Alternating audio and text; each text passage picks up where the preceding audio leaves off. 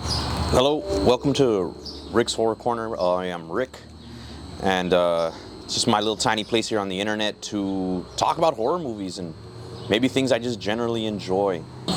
Well, just right off the bat, I guess this is a spoiler warning because, well, we're going to be talking about the movie Sinners, and obviously I'm going to have to go through some of the main plot points to fully talk a little bit about this movie. So, spoiler warning, here it is. Alright, so what is Sinners? Okay. So it's about these two brothers, Smoke and Stack, who come back from Chicago to start a juke club. Both played by Michael B. Jordan. Dual role as twin brothers. We'll talk about that in a little bit. Now they have their cousin Sammy, Miles Caton, who comes along for the ride, right? To help them set up their new juke joint. In an old abandoned mill that they bought from like the head of the clan. He has them outside, all the birds and everything, right? So the trio split up and they go and they pick up supplies and people that they're going to need to help them actually set up their juke joint. Once they establish their juke joint, they get some unexpected visitors who are going to cause a lot more trouble than expected. Well, kind of had to move it inside. It was a little too busy outside, cars passing by, and well, I mean, just general life going on, so had to bring it inside.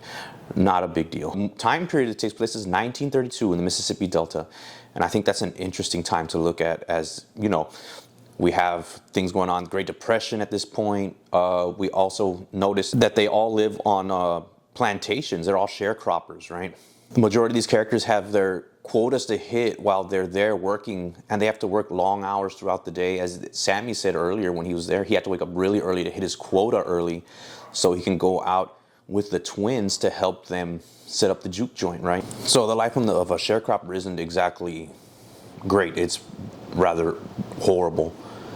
As you saw through a lot of the scenes, even when the sharecroppers are there having fun at the juke joint, the gentleman has 30 cents, can't pay for the whole drink because he has the others in these weird wooden tokens, like plantation style currency. Sadly, that was a way to obviously keep anyone from being able to pay off any sort of debts or to advance. How are you supposed to gain any freedom if you have currency that's virtually worthless anywhere that isn't the plantation? So again, they mention this idea of feeling free like quite often, especially in the lives that they're living as sharecroppers. It's kind of difficult to ever feel like that, okay? Because how different is it in some instances from what they were doing before?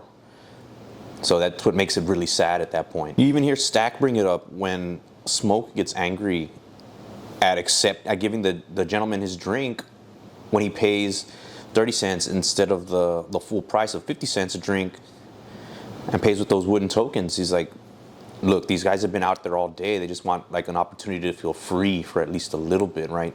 To have a good time, to relax. One other thing in terms of history that was interesting for me to see were the immigrant characters. Like you have the Chinese there, and in U.S. history, Chinese immigrants would come in and they were working doing manual labor like on the railroads, but they were also opening shops and things like that, like a general store like you saw in the movie.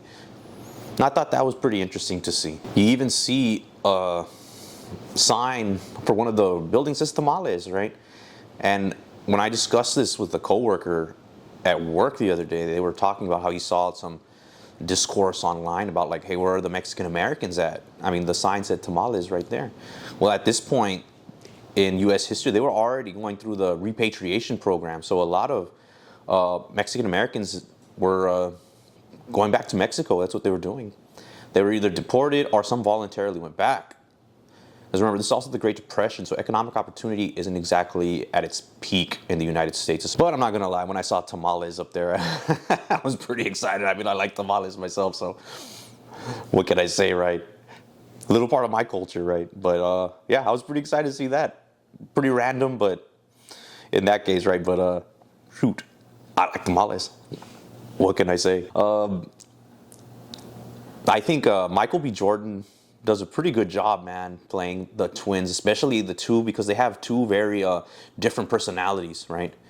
You see Smoke, who we learned throughout the movie was the protector, right, of Stack, for most of their lives, right? He was always looking over him, so he has that protector, stone cold kind of mentality, right? He's the more serious one. He's the one that's always, on edge, looking around, making sure everything is going like it should be, right?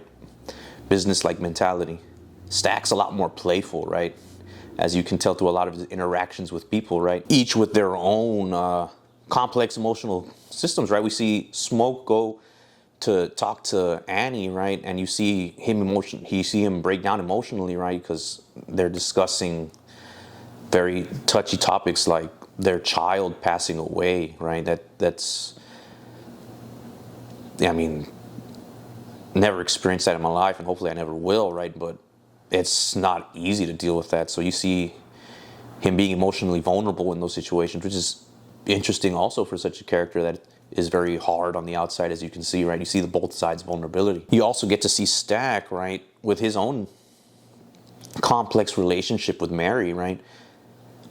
As you see, he obviously loves her greatly, right? And she likes him, but they live in a time period where it'd be very difficult for them to actually go through with a relationship, right? Remember, this is 1932. So Michael B. Jordan, again, like I said, just does an incredible job of playing both of these characters. It's kind of hard. I struggle just talking to this camera right here in front of my face, right? Imagine playing two separate roles with two emotionally vulnerable, complex characters, right? With their own personalities. Can't imagine. That must be super hard. So that was awesome. Major props, man. And also, I didn't know who Miles Caden was before, right? I think this was his debut performance, like as an actor. I really had no idea who he was before, so I was just watching and I was like, wow, he's doing a great job holding his own, especially with, someone like Michael B. Jordan, who's a really great actor in his own right. So it was pretty cool to see, and oh my God, you guy got pipes. This guy has pipes.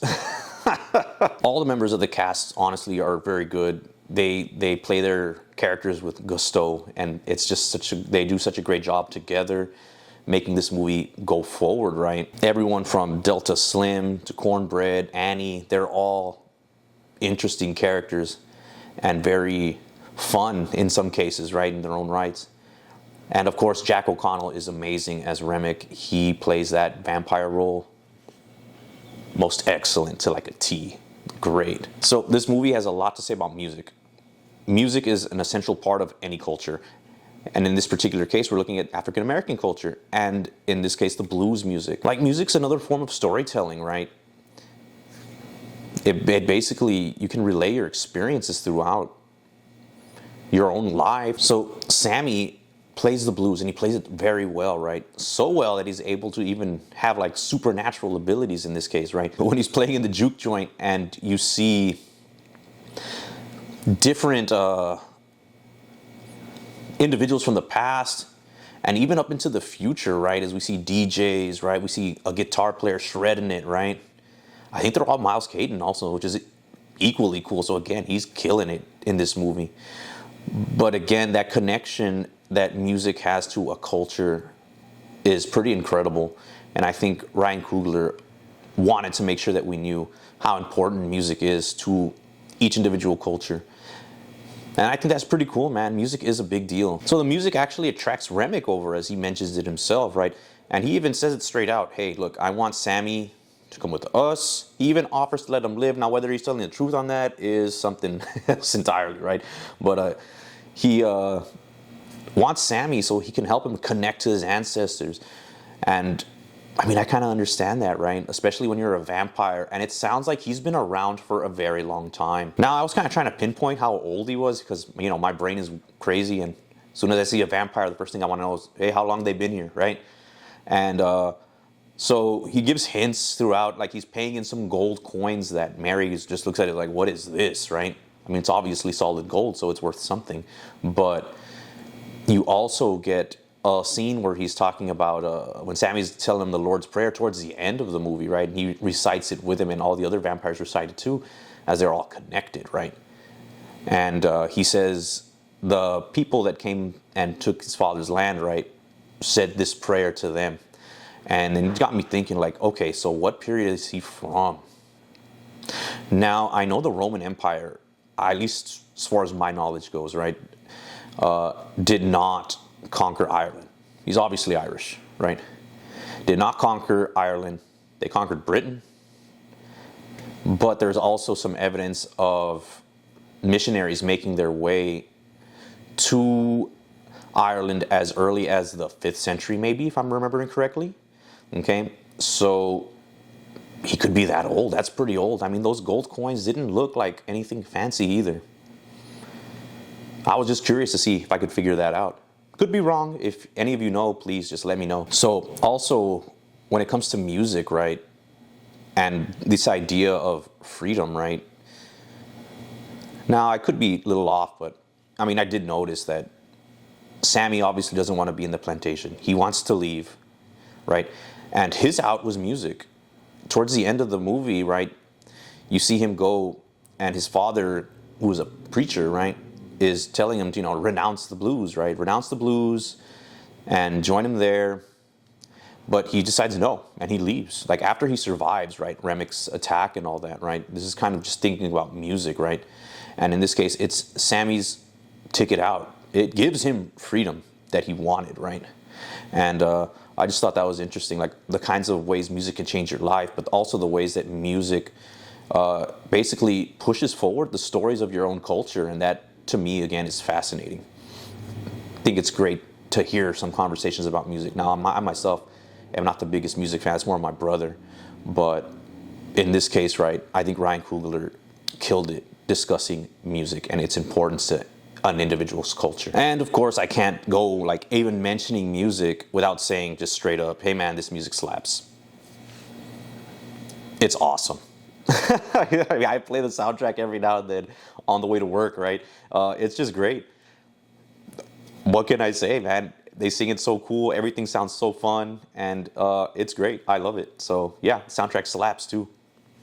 Excellent. And while I think this whole movie is great, I think one part that really stuck out to me was that, you know, mid-credit scene kind of ending where you see Sammy after he's left the plantation. It fast forwards to about 60 years later in the 90s, right, in Chicago. And you see that he formed a successful career playing music, which is awesome. But then you see Stack and Mary come in, right, to see him after the show. Now, obviously, they survived the whole situation with Remek and all that, right? As they're both vampires. They were both turned. I'm sorry, I should have mentioned that a little earlier, but they both were turned, right? And they go to see Sammy, and it seems very nefarious at this point, but then again, it turns to one of the more touching scenes in the movie. You find out that Smoke let Stack survive because, I mean, he's still his brother, and he couldn't bring himself to finishing him off, right? Remember, he was his protector his whole life. But he made him promise that he'd let Sammy live his life and just let him just enjoy his life. And he did. But he came over to visit him, and it ends up being that they had a conversation, right? I have all your albums. I didn't like the electric guitar shit that much, pretty much. But then it comes to the most interesting part of the conversation. Well, before the most interesting part of the conversation happens, right? Jam session, right? Sammy plays for him, shows that he can still play the blues, right, as it was played back then. But then the most interesting part of the conversation does happen, and he just tells him, hey, you know, before the sun went down, that was probably the best day of my life. That's what Sammy tells Stax. What do you think about that? And he agreed with him, and he gave a couple of reasons that were very, very touching to me, right? He said, the last time he got to hang with his brother, the last time he saw the sun, and the first time he felt truly free. And I think that was a prevailing theme throughout all this movie, right?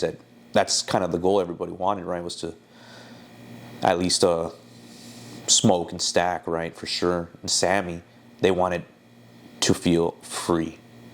And I just thought that was a really interesting way to remind us that at the end of the movie, right? And, you know, I just thought it was very touching. As you can tell, I'm already tearing up over here. I can be very emotional at times. And I would be remiss to say that watching Smoke totally waste the KKK is probably a highlight too. Because, you know, the KKK's ideology is disgusting. So it is amazing to watch them get wasted, action movie style, by smoke, right? And I guess if I do more of these throughout, you'll find out more about me. That I like to call myself a protein guzzling buffoon. I like to watch shiny things go boom every now and then, right? So yeah, that kind of scratched that itch a little bit, right? But then you even get an emotional, touching moment for Smoke right there as he is about to die, right? He sees Annie with their child right there, right? Remember, Annie said that she had somebody waiting for him over there on the other side already, right? And it was obviously their child that she was talking about. So as he's passing, he sees that now he can be reunited with Annie and his child, which is, again, something very touching to see. And then he wastes the grand leader of the KKK. So again, very touching. And then again, just wasting the KKK. Fantastic combination of the goodies right there. So man, overall, Sinners is great. You should go watch it, right? I've already seen it a couple of times in the theater. If you can, go watch it in the theater. It's great. Enjoy it. It is a great time. Peace. Thanks for watching me incoherently ramble about this movie. Hey man, y'all have a good one.